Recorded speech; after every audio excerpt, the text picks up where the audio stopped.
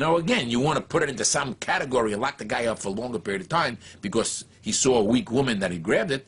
But again, I think we have gone a little too far. Many of the anti-Semitic incidents reported by the ADL happen to Orthodox Jews, since they are the easiest to spot. So I was pretty surprised by Rabbi Hecht's response. Let me tell you guys, I am suspicious when a guy makes a living from a particular situation. So if there's a particular film crew that make a living from blood, that's right, I'm suspicious every time they show blood. If a guy is created only because of anti-Semitism, I'm nervous about his reports. Are they accurate? He has to create a problem because he needs a job. So you're saying, like, I mean, the ADL is not like a credible organization, or?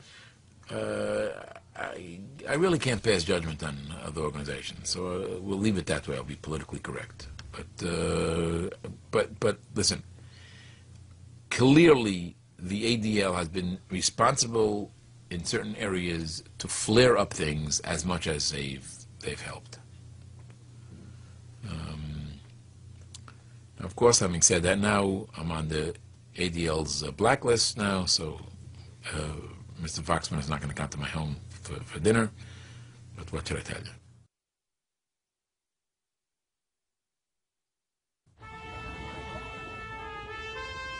An important part of the ADL's work are the international missions, and Foxman decided to allow me to join him. Every year, a few ADL board members and contributors get to join Foxman as he travels to various countries, meeting heads of state, politicians, and other influential people who can help in the fight against anti-Semitism.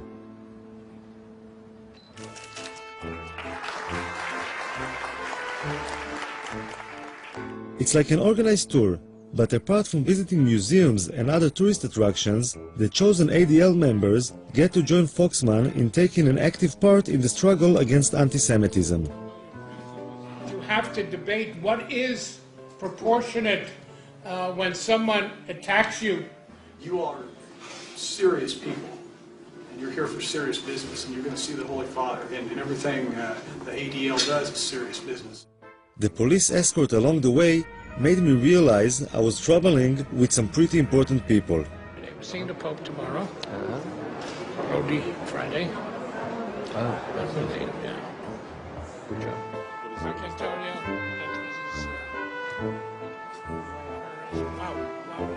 Beautiful. How gorgeous. I'm curious about how Mr. Foxman gets to meet all these important people. Why would all these ambassadors, politicians, and heads of state take the time to meet him? It's their perception of the power of the Jewish community, which is one of those sides of the anti-Semitism, which is it's a very thin line, you know. They believe we are more powerful than we are. I've always said Jews are not as powerful as the Jews think we are, nor as powerful as our enemies think we are. We're somewhere in between. But they do believe, to some extent, that we can make a difference in Washington, and we're not going to convince them otherwise. So how do you fight this sinister, conspiratorial view of Jews without using it? Look, when the United Nations comes to its General Assembly, we meet with 40 heads of state, foreign ministers. Why? I think I got it.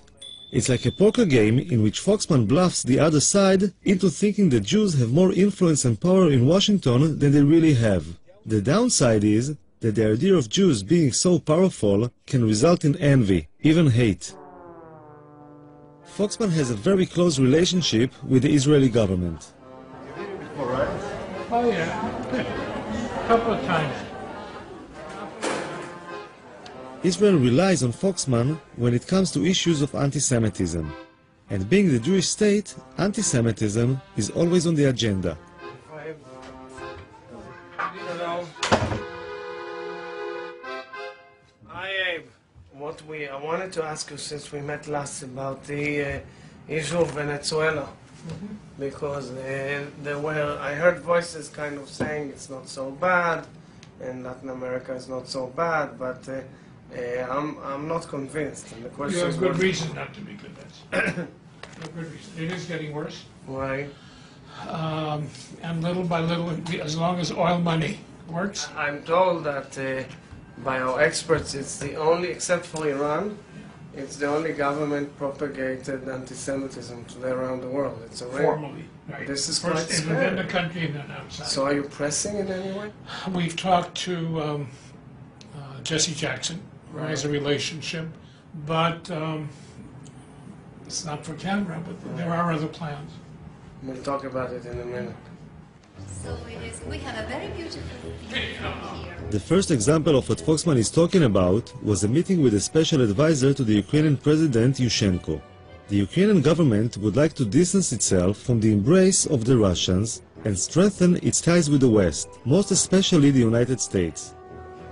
They believe that the Jews can become their allies in the US Congress.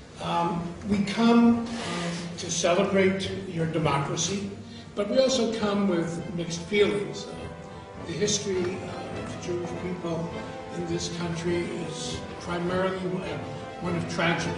We would like to see a more active, a more aggressive approach to dealing with issues of anti-Semitism. It took a long Foxman is concerned about the Ukrainian government's comparison of the famine in the Ukraine before World War II with the Holocaust. The one thing that you need to be sensitive about is not to link it with the Holocaust. Be careful that it not be played as your genocide, our genocide, because that will be counterproductive on all sides.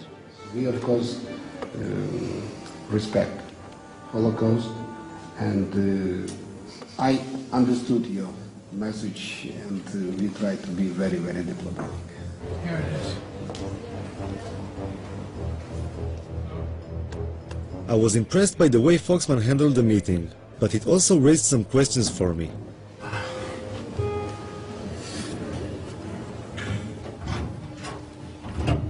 She was kind of pushing him a little bit, huh? He was kind of what? Pushing him. Yes, of course. It's always like that? Yeah? Of course. I wasn't sure how bringing up things that had happened over 60 years ago had any relevance to fighting anti-Semitism today. In order to combat it effectively, I think that you have to take responsibility for anything that happened in the past and then reach the present and then go forward. With your husband, when you quarrel, sometimes you need to give some slack to get No. what you want. No?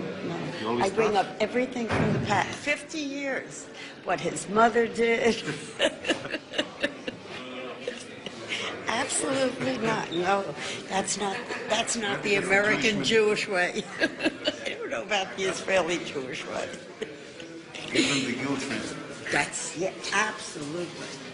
We need to play on that guilt.